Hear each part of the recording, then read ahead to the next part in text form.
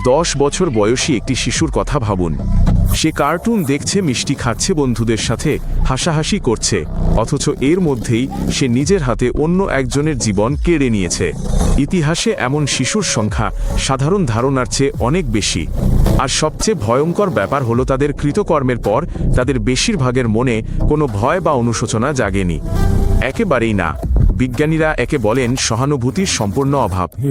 সহজ কথায়, এমন শিশু অন্যের কষ্টকে নিজের কষ্ট বলে মনে করে না। এর কারণ এই নয় যে তারা খারাপ, তাদের মস্তিষ্কের গঠনই ভিন্ন। এটা সিনেমার খলনায়ক সুলভ আচরণ নয়, এটি একটি বিকাশজনিত সমস্যা।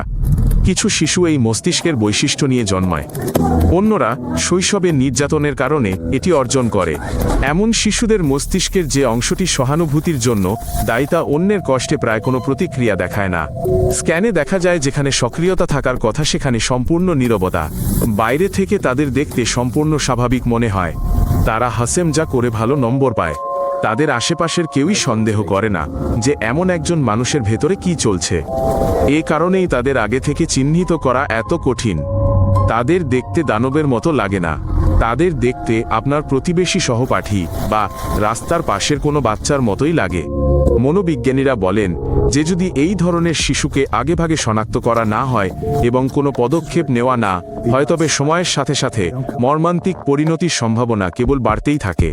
আগেভাগে পদক্ষেপ নিলে সত্যিই পরিণাম বদলে যায়। পূর্ণ ভিডিওটি দেখুন ইউটিউব চ্যানেল 10টি তথ্য এ।